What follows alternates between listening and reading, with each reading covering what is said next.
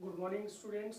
मैं आप लोगों के समक्ष रासायनिक अभिक्रियाओं के प्रकारों के बारे में एक वीडियो साझा करने आया हूँ।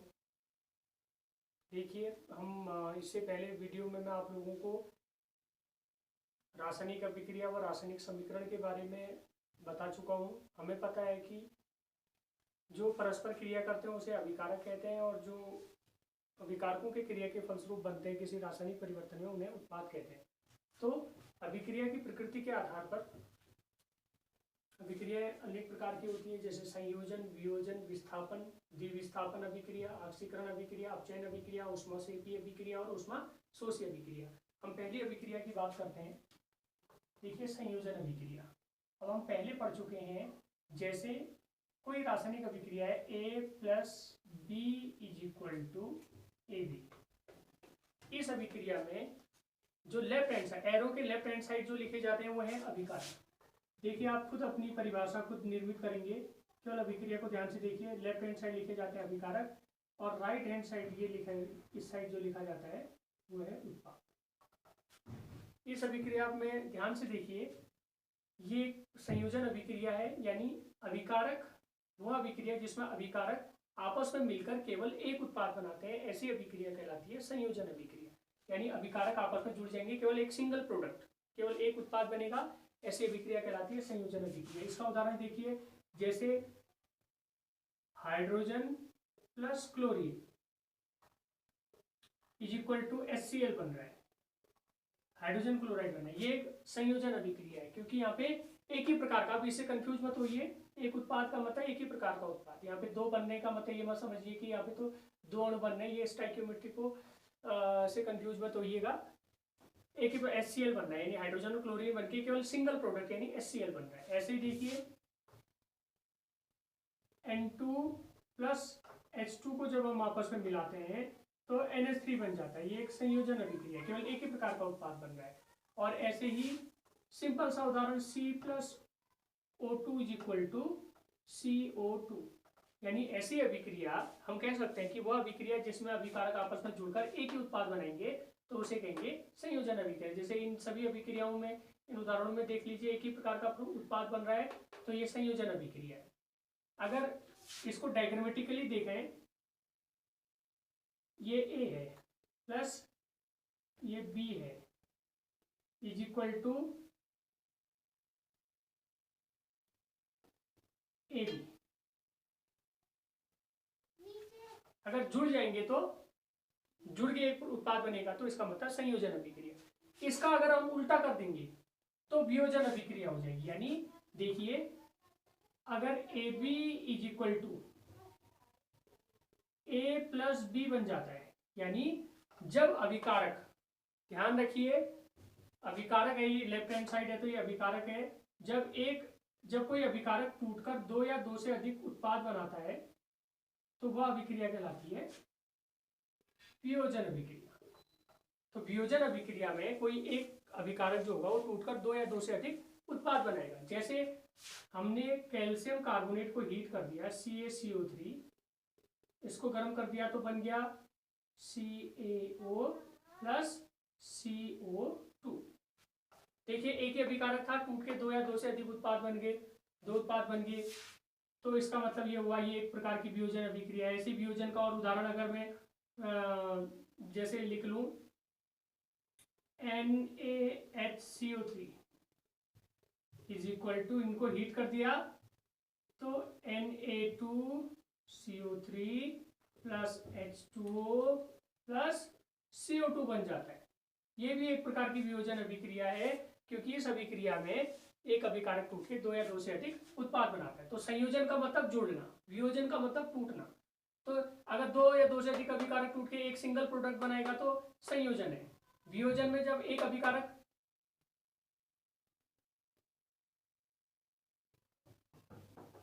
जुड़कर ना, एक अभिकारक टूटकर दो या दो से अधिक उत्पाद बनाएगा तो वो वियोजन है।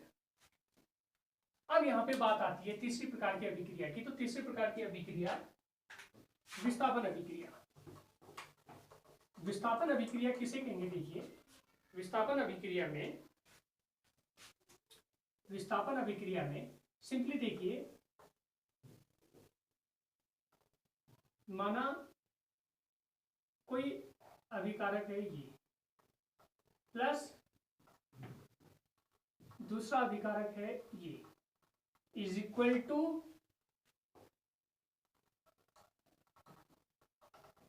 एक अभिकारक था ये, दूसरा अभिकारक था ये, इज इक्वल टू हमारा बन गया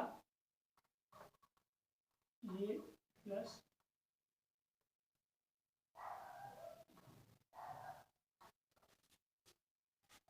विस्थापन अभिक्रिया में एक और देखिए, विस्थापन अभिक्रिया में क्या होता है देखिए ध्यान से।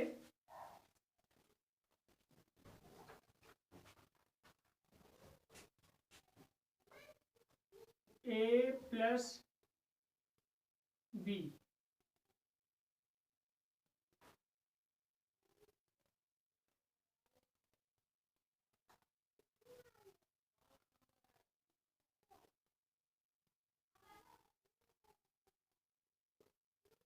इज इक्वल टू,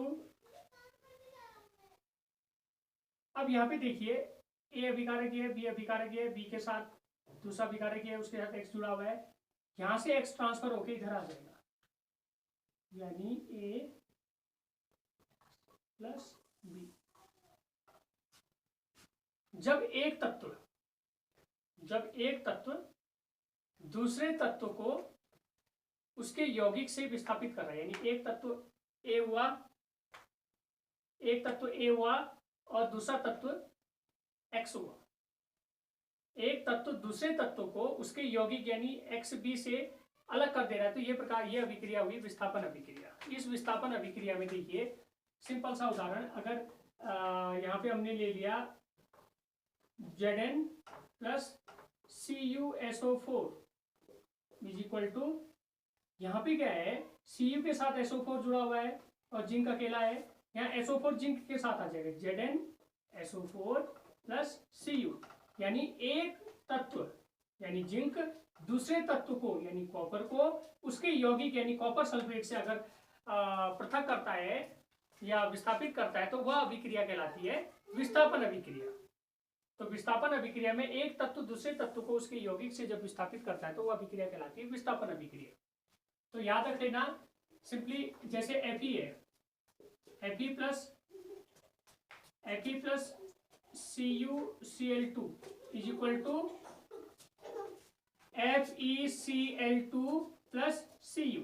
अगर ये अभिक्रिया अगर होगी, देखिए आयरन ने कॉपर क्लोराइड में से क्लोरीन को विस्थापित कर दिया, तो इसका मतलब ये अभिक्रिया क्या है, एक प्रकार का विस्थापन कर रही है। आयरन जो है कॉपर क्लोराइड में से कॉपर को विस्थापित कर देगी, तो विस्थापन अभिक्रिया। लास्ट अभिक्रिया द्विविस्थापन अभिक्रिया। द्विविस्थापन अभिक्रिया का मतलब वह अभिक्रिया जिसमें अभिकारकों के मध्य आयनों का आदान प्रदान होता है। अभिकारकों के मध्य आयनों का आदान प्रदान का मतलब देखिए A प्लस बी, इसका आयन था, इसका एक्स इसके साथ था, XA plus YB is equal to A के साथ X जुड़ा हुआ है, B के साथ Y जुड़ा हुआ है। तो यहाँ पे क्या होगा कि वह अभिक्रिया जिसमें अभिकारकों के मध्य आयनों का आदान प्रदान होगा, यानी विभिन्न अभिकारकों के मध्य आयनों का आदान प्रदान होगा, तो अभिक्रिया के फलस्वरूप अगर हमारा बन गया YA प्लस XB, तो यह अभिक्रिया हमारी होगी द्विविस्थापन। देखिए A के साथ X जुड़ा था और B के साथ Y जुड़ा था, लेकिन अभिक्रिया के फलस्वरूप अभिक्रिया होने के बाद A के साथ जो X जुड़ा था वो हट के B के साथ चले गया और B के साथ जो Y जुड़ा था वो A के साथ जुड़ गया, तो इसका मतलब वो अभिक्रिया होगी द्विविस्थापन अभिक्रिया। जैसे KCl या पोटेशियम आयोडाइड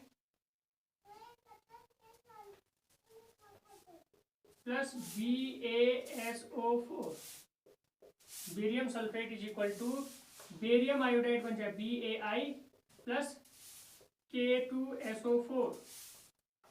इस अभिक्रिया में देखिए पोटेशियम के साथ आयोडीन था, लेकिन अभिक्रिया होने के बाद पोटेशियम के साथ सल्फेट SO4 ग्रुप आ गया, जबकि बेरियम के साथ सल्फेट था तो अभिक्रिया के फलस्वरूप बेरियम के साथ आयोडीन हो गया, यानी अभिकारकों के मध्य केवल क्या हो रहा है, यहाँ पे आयनों का आदान प्रदान हो रहा है, तो यह अभिक्रिया कहलाएगी द्विविस्थापन अभिक्रिया। धन्यवाद।